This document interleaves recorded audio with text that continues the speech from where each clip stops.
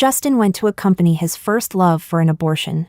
So I broke up with him. He looked at me in disbelief, rushing to explain. The baby isn't mine. There's nothing between us. I just went to help her sign the consent form. She didn't dare sign it herself. She said she'd feel guilty. I gave him a faint smile. Oh, she's afraid of feeling guilty? And you're not? Rushing to sin, are you? Chapter 01. At the Seaside Resort Hotel, before the door even closed, his kiss landed. Forceful, desperate, breathless. Carolina, I love you. I really, really love you. Justin pulled me onto the bed. Clothes torn and tossed aside. The phone rang. He ignored it until a particular ringtone began to play. I thought it was his alarm. It wasn't like any of his usual call tones, but his expression changed. Panic flickered across his face as he answered the call. Hello, where are you? Okay, I'll be there right away. Just 3 sentences. And he hung up. His gaze empty, distant. He ruffled my hair gently, hurriedly pulling his shirt back on. Baby, something urgent came up. I have to go. No explanation. Nothing. I grabbed his sleeve, wanting to ask what happened. But he instinctively yanked his arm free. Then, realizing what he'd done, he forced a soft smile, coaxing me. Be good. Don't make a fuss. I really have something urgent. And then he left, without even looking back. But when did I make a fuss? Who did I argue with? Anger swelled in my chest, trapped there. And I couldn't even find the words to speak. Just an hour earlier, he'd proposed to me by the sea, fireworks and balloons lighting up the sky, roses and bonfires surrounding us. He shouted with reckless joy, Carolina, will you marry me? And I'd answered him with the same passion. Tears in my eyes. Now, in the silence that followed, I opened my phone's car tracker app. His car was parked in the lot of a maternal and child hospital. My chest tightened. I didn't want to believe the thought that instantly came to mind. Chapter 02. I tossed and turned all night, sleepless, watched the sky shift from pale blue to gold to full daylight. Justin still hadn't come back. Our chat window was all green, message after message. All from me, even when the car's tracker showed it moving again. He still didn't reply once. It wasn't until near noon that my phone finally rang. Hello, are you Mr. Justin's family? He's been in a car accident. My mind went blank. I panicked, rushed to the hospital. When I arrived, a traffic officer was scolding him sternly. You're a grown man. How could you drive while exhausted? You're lucky you hit a barrier. What if you'd hit someone? You'd regret it for life. Justin sat there with a bandaged head, despite my anger. My eyes filled with tears of worry. When the officer left, he squeezed my hand gently and said, I'm fine. I just went to buy those soup dumplings you like. Waited in line forever for them, but they got ruined in the crash. His pitiful look melted every ounce of fury I had. Where were you last night? I asked. My colleague's wife was hemorrhaging. He said, I went to donate blood. You know I have a rare blood type. It was a matter of life and death. I couldn't just stand by and watch 2 lives slip away. The explanation was flawless. I couldn't find a single hole in it. I couldn't even bring myself to ask why he hadn't told me earlier. I already knew what he'd say. He didn't want me to worry. He was afraid I'd be scared, and I believed him. Chapter 03. I thought that incident was over. Justin and I went back to preparing for our wedding, booking the hotel, choosing the dress. The day I met up with my best friend Ava to try on bridesmaid dresses. She seemed distracted, lost in thought. I teased her on purpose. What's wrong? Don't tell me you're jealous, just because I'm getting married. She looked at me, long, quiet, then pulled out her phone and opened her gallery. On the screen was a consent form for an abortion, and on the line for the family member's signature was Justin's name. He had a habit of writing the character Chuan as one continuous stroke. I recognized it instantly. It was his handwriting, without a doubt. The date on the form was the same day he proposed to me. I was at the hospital, Ava said quietly. I thought I saw someone who looked like Justin. When I went to confirm, I found this. They were moving wards, from a standard room to a private one. And the payment, it was from Justin's account. My heart clenched painfully, again and again, as the truth I'd tried so hard to avoid now lay bare before me, leaving me nowhere to hide. Just then, the shop assistant brought over a wedding gown, the one I had custom ordered not long ago. It was handmade by a renowned designer. Expensive, and shipped in from another city. Justin had hesitated at the time, suggesting I just rent one instead, but I had insisted. You only get married once. I don't want to have any regrets. Now that I think about it, how laughable that was. He'd urged me to save every penny with him. Yet for another woman, he could spend freely without hesitation. The scale in his heart had never truly been balanced. Ava's gaze grew complicated. Filled with worry and pity, I ran my fingers along the wedding dress, thinking that if I wore it on our wedding day, perhaps I'd stun him, the way I did when we first met. What a pity. I don't want this wedding anymore. Chapter 04. When I got home, Justin was in the kitchen cooking. The table was covered with all my favorite dishes, a little too deliberate. Like he was trying to please me. You're back? Go wash up. Dinner's ready. I glanced toward the kitchen, and my eyes landed on a familiar insulated lunchbox, washed clean, sitting neatly on the counter. It was the same one I'd bought years ago, when Justin broke his leg and I took care of him. Back then, I would wake up before dawn every day, to go to the market for fresh ingredients, just so I could stew soup, and bring it to him at the hospital before work. When he recovered, we no longer needed that lunchbox, but I couldn't bring myself to throw it away. I'd tucked it away, on the highest shelf of the kitchen cabinet. I hadn't expected him to even remember it existed. Lost in thought, I was pulled back when Justin suddenly took my hand. Baby, where's your ring? I frowned slightly, and pulled my hand back. I took it off when I washed my hands. The truth was, on my drive home, I had taken off that ring in anger, and tossed it into the car. Justin picked out the best rib, and placed it in my bowl. Baby, from now on, we'll never take off our wedding rings. I want the whole world to know I'm yours, and you're mine. A wave of nausea rose in my chest. For a moment, I couldn't tell whether he was saying that out of love or guilt. After dinner, I offered to wash the dishes, but he stopped me. He cleaned up the kitchen efficiently, then went into the bathroom to shower. Once I was sure he was gone, I walked into the kitchen and opened the lunchbox, the one that felt burning hot in my hands. Inside was black chicken soup with Synopsis root. Rich, nourishing, expensive, but there hadn't been any soup. On tonight's dinner table, a chill crept through my limbs. The nausea twisted tighter in my stomach. He had divided his love into portions, and I was not the only one to receive it. Silently, I put the lunchbox back where it had been. Chapter 05. Justin's phone was on the sofa, charging. I had never been the kind of person who checked my partner's phone. He treated me so well that I genuinely believed he would never do anything to betray me. But now, I needed to know who that woman was.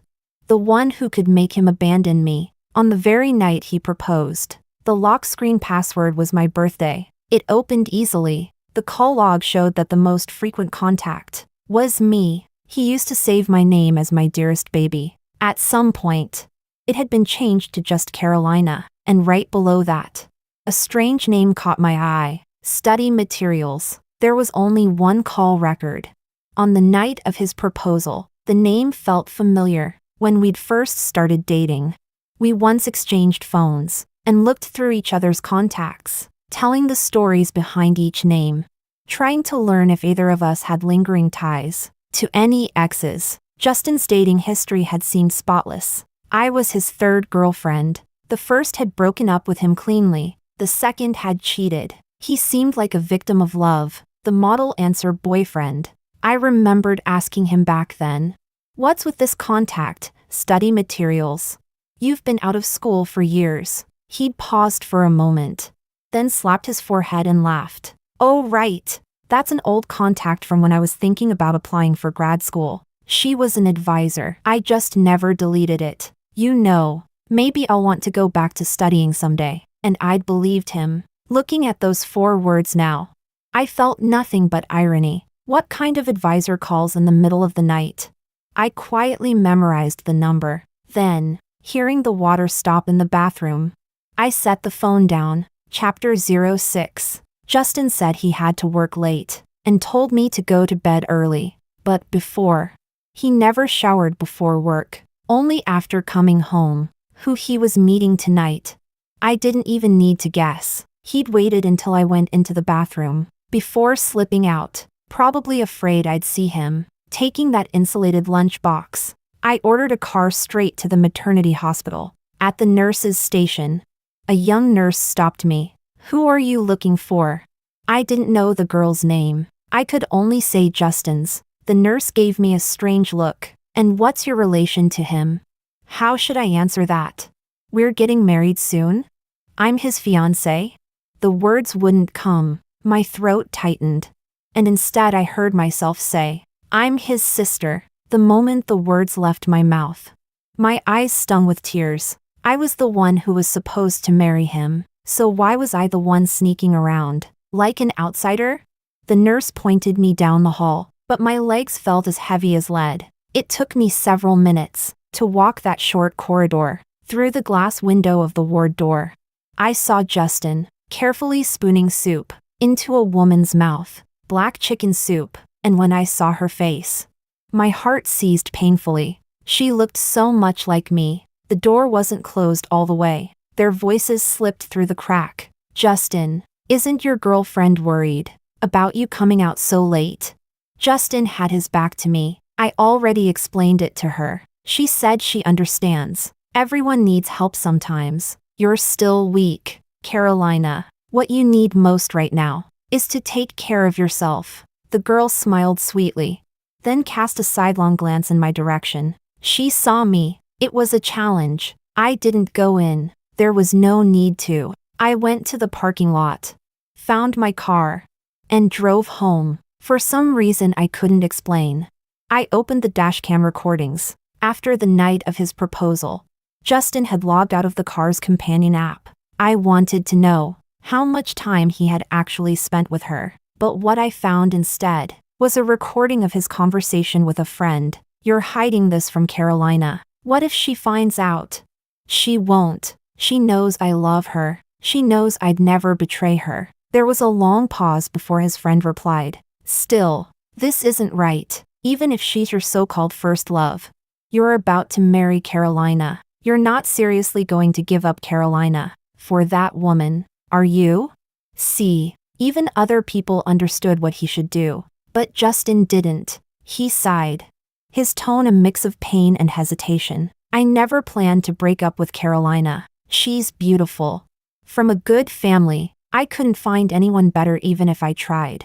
But since I'm getting married soon, I just don't want to have any regrets. While I'm still technically free, I might as well fulfill that old obsession. Chapter 07. No one ever told me that love for someone could turn into a blade and stab straight into my own heart. Justin was the one holding that blade when I was overjoyed, ready to marry him. He was standing there, fearless, greedy, wanting both worlds. In the study, rows of framed photos lined the shelves. Justin's graduation pictures, from primary school all the way to college. I looked through them carefully, one by one, until I found her. In his high school graduation photo, a ponytail, a white dress, dimples showing when she smiled. Exactly how I'd dressed the first time I met Justin. Their positions in the photo were far apart. Yet Justin wasn't looking at the camera. He was looking at her. On the back of the photo, next to the matching number, was her name, Diana. The cabinet beneath those photos was filled with the Lego sets Justin and I had built together over the years. I let out a cold laugh and smashed the entire wall of figures to pieces, plastic fragments scattered everywhere. Just like my feelings for him, broken beyond repair. Looking back now, I think even from the very first meeting, he'd been looking through me, at someone else. I sat alone in the living room all night, without turning on the lights. At 6 in the morning, Justin called. The phone rang once, then disconnected. He must have realized I'd driven the car home. At 7:30, he came back carrying a box of steaming soup dumplings. "Carolina, you're up so early." His tone was nervous, apologetic, almost servile. I placed two things on the coffee table: the printed photo of the abortion consent form and the engagement ring. "Justin, we're over. I have a cleanliness problem, in my heart and in my life. I can't keep anything dirty." Chapter 08. The soup dumplings in Justin's hand slipped from his grasp and hit the floor with a splat. Broth splashed everywhere. "Carolina, why? Weren't we about to get married?" I picked up the printed abortion consent form and threw it at his feet. The paper soaked up the spilled soup. He stared at it, stunned. Without picking it up, his pupils trembled slightly. "Carolina, let me explain. It's not what you think. The baby isn't mine. I was just there to help her sign the papers." She said the pregnancy was too far along, the doctor required a family member to be present, and she was too nervous to sign on her own. She said she'd feel guilty. I let out a low, sharp laugh and looked at him. "Does it even matter whether the child is yours? Didn't you once tell some girlfriend of yours that everyone needs help sometimes, and she could understand?" "Well, I can't." "She's afraid of feeling guilty, aren't you? You're the one running to commit a sin. Justin, you have one day to move out of my house. If you don't, I'll find someone to move you out." The house we lived in was a premarital gift from my father. Justin's family background was average. The apartment he bought was in the suburbs, so we'd always lived in my place. But starting today, I was going to clear him out of my life completely. After everything broke down, I slammed the door and left. Justin followed me all the way to the underground garage, still shouting explanations. "Carolina, there's nothing between me and her. Can't you believe me? Do you really doubt my love for you?"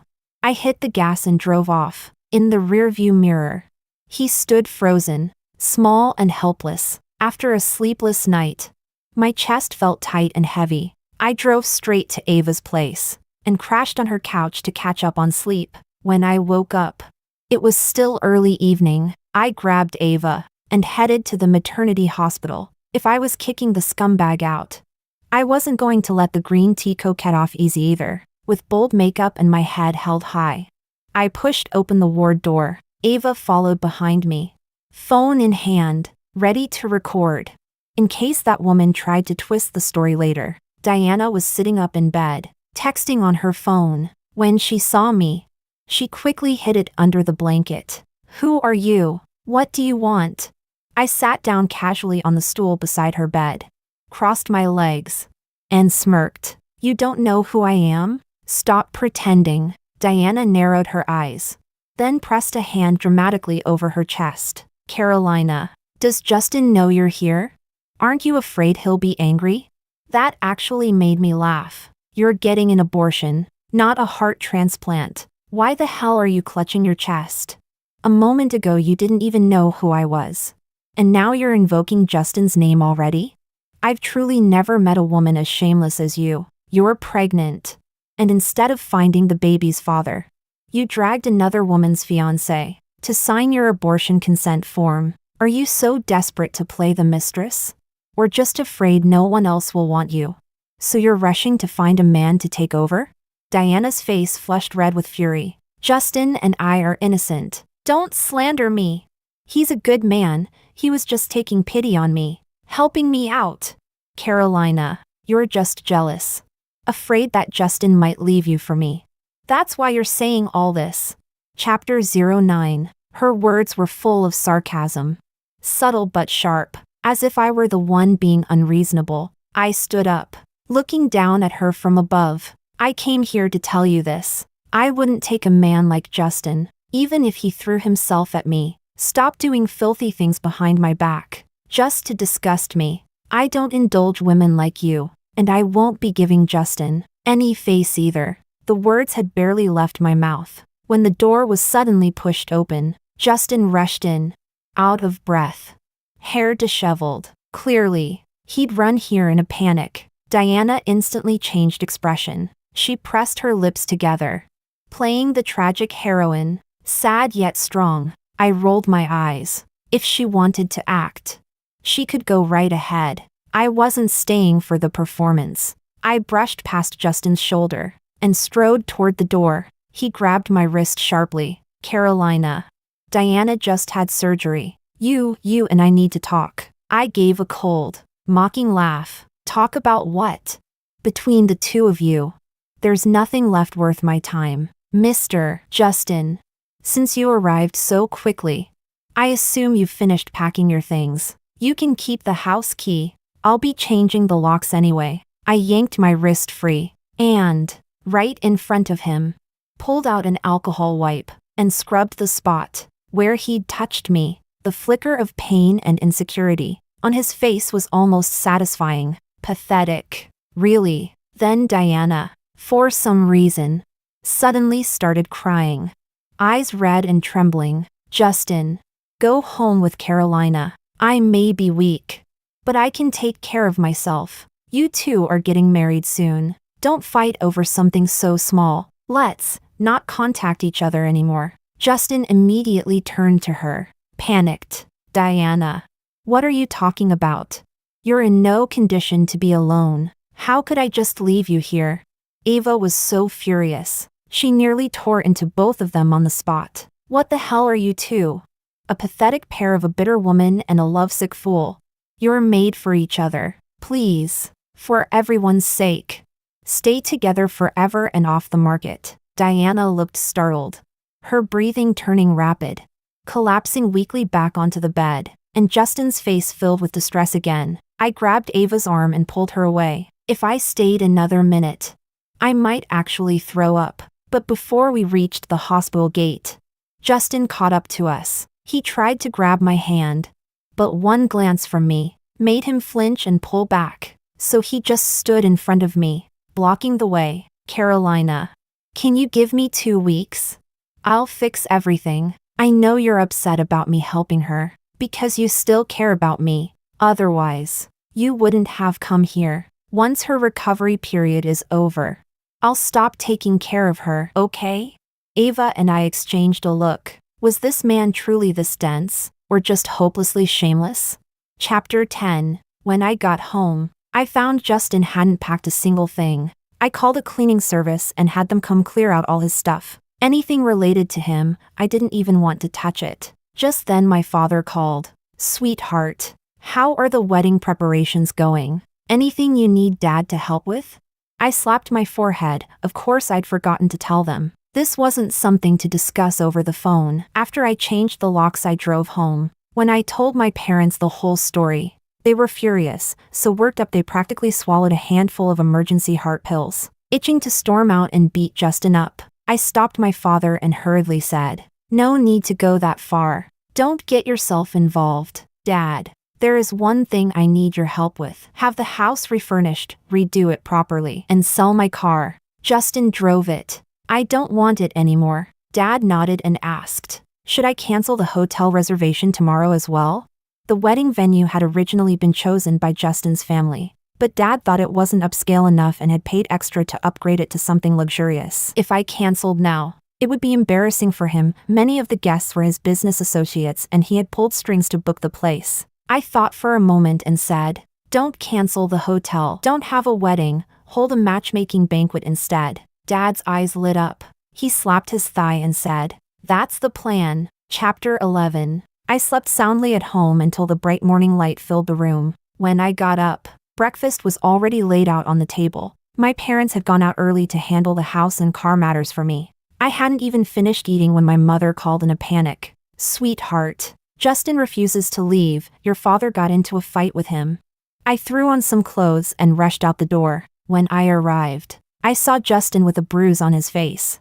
And beside him stood Diana, looking all distressed and heartbroken. My parents were blocking the doorway, both sides ready for war. As soon as Diana saw me, she snapped angrily, "Carolina, your family is too violent. How can you just hit someone like that?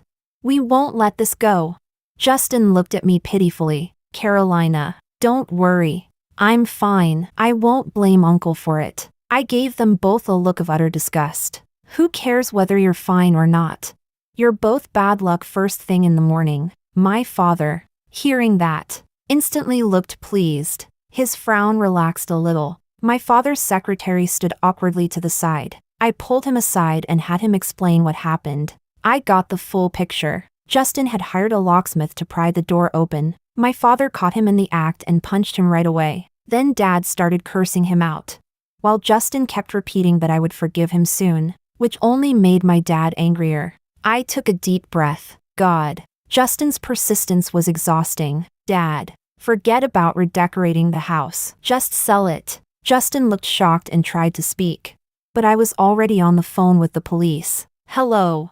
I want to report a crime. Someone tried to break into my home. Diana gasped in outrage. How dare you twist things around? You were the ones who attacked him. Justin came early this morning to make you breakfast. You're really mistaking kindness for evil. Their joint act of self-delusion was truly something to behold. I honestly couldn't understand how Justin convinced himself I'd ever forgive him, but that was fine if he couldn't figure it out himself. The police could help him think it through. The officers arrived quickly, and we all went down to the station. On the way there, I messaged the property management office to request the security footage. Diana, tearfully dramatic, kept telling the police how my father had attacked Justin without reason, and how I'd maliciously reported them first. We're the ones who should have called the police. Justin sat with his head down, silent. I opened the security footage and handed my phone to the officer. Officer, my father saw someone trying to pick the lock and stopped him. That counts as self-defense, right? Reasonable and factual. The officer frowned, turning a disapproving look toward Justin and Diana, and sternly ordered them to explain their illegal behavior. Only then did Justin panic. He hurried to defend himself, saying he was only returning to his own home, that he and I were supposed to get married. We're getting married. Hearing those words from Justin's mouth was almost laughable. The night he abandoned me during his proposal to go accompany Diana, did he remember then that we were supposed to get married? When he was cooking soup for her and taking care of her during her recovery, did he remember then that we were supposed to get married? I quickly cut off his pathetic plea. He and I broke up long ago. I gave him 1 day to move out and informed him that I'd be changing the locks. Besides, who in their right mind brings another woman into his ex-girlfriend's home? Chapter 12. We spent half a day at the police station. In the end, Justin got a stern lecture and had to write a statement promising never to harass me again. I was in excellent spirits and took my parents out for a feast. Halfway through the meal, my dad reminded me, "You'd better let all the friends you invited to the wedding know it's off." I thought about it. Contacting everyone one by one sounded exhausting, so I simply posted on my moments. Unbound from the scumbag. Wedding cancelled. Welcome, eligible bachelors, to my matchmaking banquet. Attached was the brand new poster for the matchmaking event that my dad's secretary had just made. As soon as I posted it, my WeChat exploded. Likes well over 99 plus. After dinner, we'd barely gotten home when 2 uninvited guests appeared. Justin's parents. The day I broke up with Justin, I had blocked everyone around him, including his parents. Of course, they must have tried calling and, when they couldn't reach me, decided to show up in person. Carolina, what do you mean by this? Why cancel the wedding for no reason and post something like that? If someone hadn't told us, we wouldn't have even known.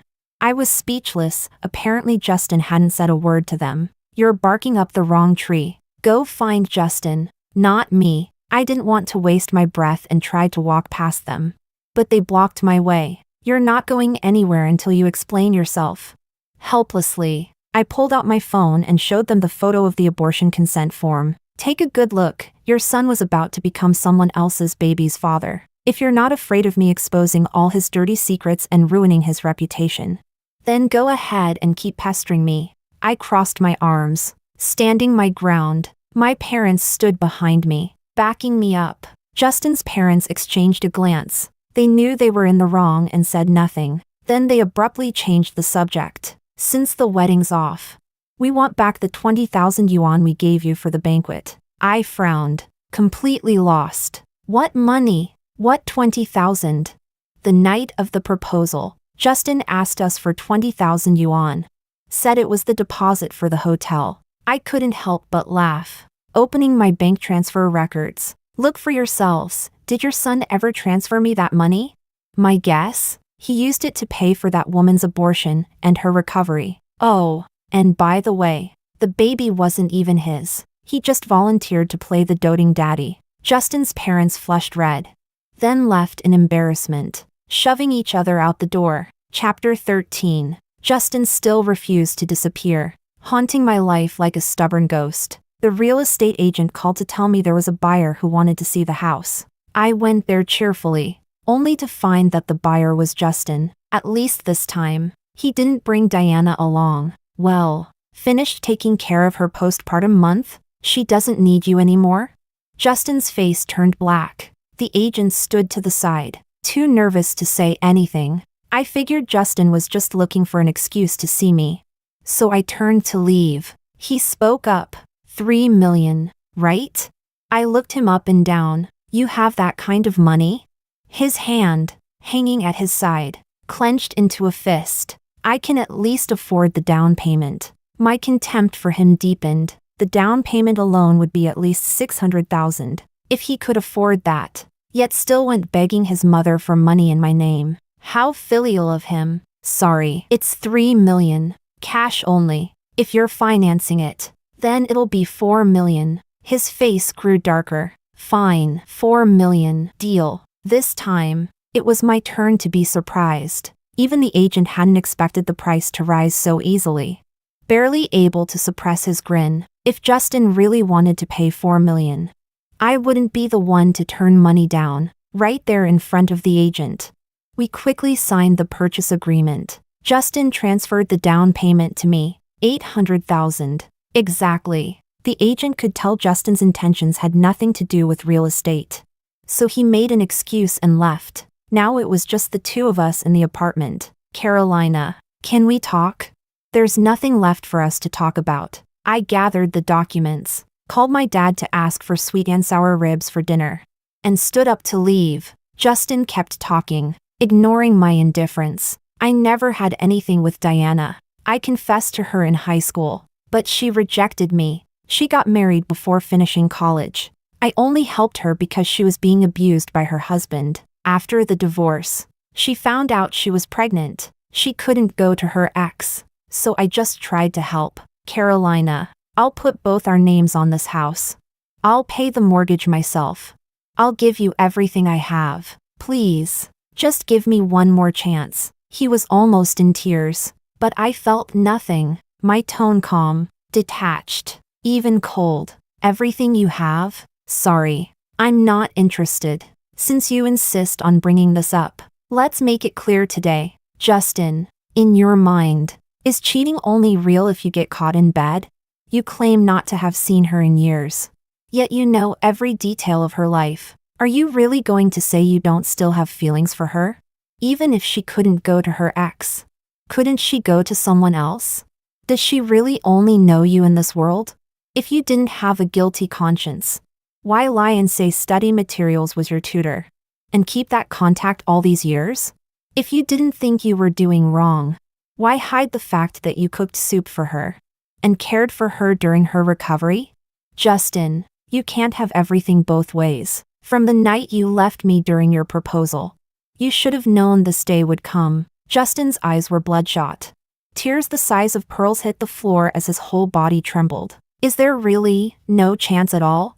I looked him straight in the eye. None, not even a sliver. Chapter 14. A lot of people showed up to the matchmaking banquet. My dad even arranged a live piano performance just for me. I sat at the grand piano in a golden gown with a sweeping train. When the last note fell, the applause was thunderous. Hidden in the corner, Justin downed glass after glass, getting himself drunk. He didn't have an invitation. Normally he wouldn't have been allowed in, but my dad had spotted him sneaking around outside and told the staff to let him in. He wanted Justin to see for himself how dazzling I was, and how completely unworthy he was of me. Throughout the event, I was showered with gifts and flowers. My dad even set up a registration table, like at a wedding, to record who gave what. Near noon, there was a sudden commotion outside the hotel. I turned to ask my dad what was happening, but he waved me off. Ava gave me a knowing look and pulled me aside. Take a look, someone's live streaming it downstairs. I stared wide-eyed at her phone. It turned out that Justin's relatives had shown up, thinking today was still our wedding day. When the hotel staff blocked their way, they started causing a scene, threatening the manager's job and shouting insults. The manager patiently explained that the wedding had been cancelled, and that today was Miss Carolina's matchmaking banquet. That's when someone in the crowd started making trouble, pulling out a phone and filming the poster of my event in the lobby. Come take a look. Everyone. This woman, she only loves money. Dumped her fiancé and is holding a mass dating event on her own wedding day. Does she think she's a princess or what? Picking suitors like that? Ava didn't waste a single word arguing with them. She went straight to the hotel's main screen in the lobby and played the video from the hospital on full volume, along with screenshots she'd saved from Diana's social media. The baby is gone, but at least he stayed by my side. Photo, the abortion consent form, with Justin's signature clearly visible. The ginseng black chicken soup he made. Turns out the right person was by my side all along. Photo, Justin's profile, ladling soup. Our new home, it's really starting to feel like one. Photo, Justin's apartment, with the red double happiness wedding symbol still on the wall. We were both hurt by love, but it's okay. From now on, it's just us. Photo, Justin, beaten and bruised, from the day he tried to break into my house. He looks so pitiful when he's drunk, makes me want to kiss him. Photo, Justin passed out in bed. Timestamp, last night. Ava was fuming beside me, calling them every insult she could think of. Filthy pair, dog couple, perfect match in hell. But I felt no anger anymore, no sadness either. Letting the past trap me would only mean letting him hurt me a second time. Still, I had to admire Ava's spirit, that fiery refusal to let anyone get away with anything. I gave her a big thumbs up. By that evening, Justin and Diana's scandal was all over social media. Curious netizens tore them apart. Soon, someone dug up Diana's glorious past. She'd been a terrible student in high school, always flirting with boys. Young boys couldn't resist her teasing. They'd confess one after another. But when they broke up, she'd claimed she just wanted to stay friends. The story of her being abused by her ex-husband? Fake. The truth? She'd cheated first, and the domestic violence was mutual. Then came the group chats. Someone posted. She asked me to sign for her abortion too, but I ignored her. Replies flooded in. No way, she asked me to. Bro, you're not alone. She hit me up as well. Victims Club assembled, I'm in 2. So in the end, the only fool who actually fell for it was Justin. Chapter 15. A few days later, Diana showed up at my door, looking smug, as if she'd come to declare victory. Carolina, even if Justin still has feelings for you, so what? He's marrying me now. In the end, I'm the one who wins. I rolled my eyes, honestly. Was she mentally unwell? Who's competing with you? If you enjoy picking up garbage, be my guest. I sincerely wish you two all the happiness in the world. May you grow old together. Her face flushed red, then pale, back and forth. Stop being sarcastic. I know you're jealous but too proud to admit it. You just like to act all high and mighty. I came here to tell you, Justin and I are officially together now. If you ever call him or meet him again, you'll be the mistress. I couldn't help but laugh. It was the first time I'd ever seen a mistress accuse an ex-girlfriend of being the mistress. Oh, so you do realize your behavior was that of a mistress? Didn't someone once claim to be pure and innocent? Ha, what a joke. She choked on her words, speechless, while I continued calmly. Do you know Justin bought my apartment for $4 million? The down payment was $800,000. Guess where he got it? Maybe he mortgaged that suburban house of his. Tisk. TSK, you really have a talent for picking losers. Oh right, that house he mortgaged? It's considered premarital property. You don't get a share. I've never lost an argument in my life. For someone with that little brain power, Diana sure had some nerve showing up to provoke me. Her chest heaved with anger as she stood frozen on the spot. I turned around and walked away, unbothered and elegant. Chapter 16. After working at my father's company for a while, I ended up interviewing someone I never expected. The real estate agent who had helped me sell my apartment. Back then, she'd insisted on charging her commission, based only on the original $3 million sale price. She refused to take a cent from the extra $1 million. That extra money wasn't because of my ability. She'd said, I don't deserve to earn it. So when she later applied for a position, and all her qualifications checked out, I hired her without hesitation. On her very first day, she insisted on taking me out to dinner to thank me. I agreed to go. Halfway through the meal, she suddenly leaned closer, eyes bright with gossip. Sis, do you have any idea how messy the life of the guy who bought your apartment has become?